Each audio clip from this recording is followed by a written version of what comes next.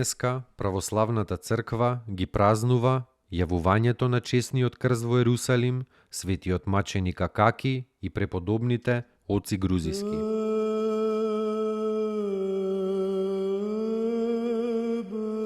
Јавувањето на чесниот крст во Ерусалим. Во времето на царот Констанс, синот на светиот цар Константин и патриархот Ерусалимски Кирил, утрото во 9 часот се појавил чесниот крст над Голгота, простирајки се над Маслиновата гора. Тој крст бил посветол од сонцето и поубав од најубавиот божилак. Сиот народ, и верните и неверните, ги оставиле своите работи и во страв и восхитување го наблюдувале тоа небесно знамение. Мнозина неверници се обратиле во верата Христова, а исто така и мнозина еретици, аријанци ја оставиле својата злобна ерес и му се вратиле на христијанството. За овој знак, патриархот Кирил му напишал писмо на царот Констанс, кој самиот навалувал кон аријанството. Тоа се случило на 7 мај 357 година. Така и во оваа прилика се покажало дека верата христијанска не е во светските мудрувања според човековиот разум, туку во силата Божја покажана низ безбројните чуда и знаци.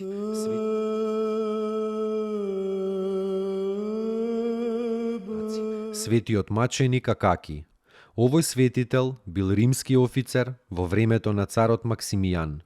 Одговарајќи на суд за својата вера во Христа, тој рекол дека ја наследил благочестивата вера од своите родители и дека во неа се утврдил, видувајќи многу чудни исцеленија од моштите на христијанските светители.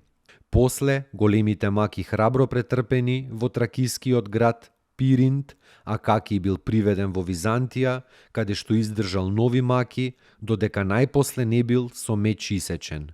Чесно пострадал и се преселил во царството на вечната радост во 303 година.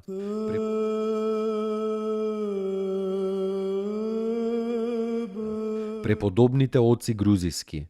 На 200 години по 6 век, откако Свети Нина го проповедала Евангелието во Грузија, Пресветата Богородица му се јавила на Јована, подвижникот Антиохиски, и му наредила да избере 12 своји ученици и да отиде во Грузија и да ја утврди Христовата вера.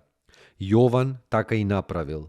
Пристигнувајќи во Грузија, овие 12 мисионери биле свечено пречекани од кнезот на таа земја и соборникот Евлали и веднаш со ревност ја почнале својата работа. Народот се собрал околу нив во толпи, а тие го утврдувале во верата со голема мудрост и со многу чуда.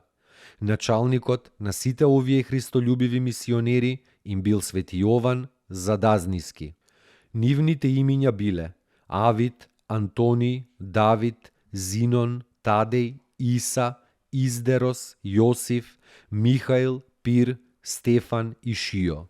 Со апостолска ревност сите тие утврдувале верата Христова во Грузија, основале многу манастири и по себе оставиле мнозина ученици.